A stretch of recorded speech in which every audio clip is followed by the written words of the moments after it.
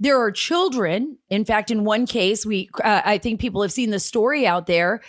Jimmy Hobbs, a farmer in Del Rio, he has, onion ranch and watermelon farm on his property, runs about 7 miles along the Rio Grande.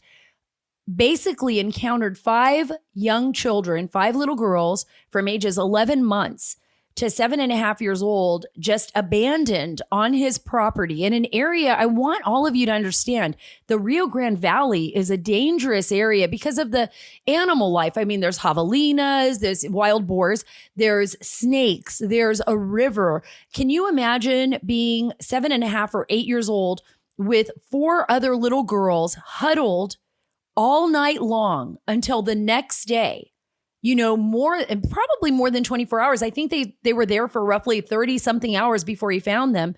And 2 of the girls with strep throat. And this is not just an anomaly. This is what's happening all the time. It just happened to make a story because his wife, wonderful woman, Katie Hobbs, who I spoke with, took a video of it and put it all over social media so that people could see the kind of crisis that's happening in their communities. And I know it's happening in Arizona.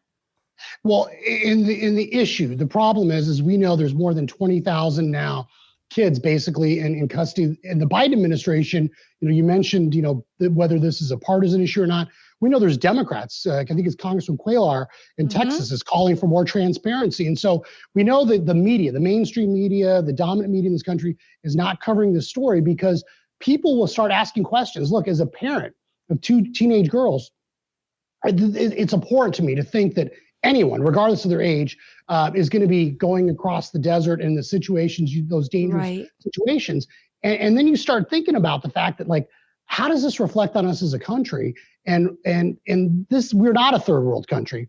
And what the Biden administration has done is they have incentivized, decriminalized, they're monetizing people coming here. So that's why you end up with these poor kids jeopardizing, or their parents jeopardizing their lives because the Biden administration's open invitation. And that's why, regardless of what you think about immigration, there's a human cost to this. And you and I have talked before about the law enforcement cost, the national security cost, but there's a gut level cost. And so where are all, the liberals out there, or all those people that, the so-called bleeding hearts? How can they let this happen? How can they let these kids be exploited like this? It's just not fair. And it's really, quite frankly, it's not what this country stands. So if you care about the most vulnerable people in our society, whether you're a Democrat or Republican, you cannot let the Biden administration continue to do what they're doing, because we're going to continue to see more and more people being exploited by the cartels and more kids coming across unaccompanied, because the cartels know that that's their ticket to getting in the country.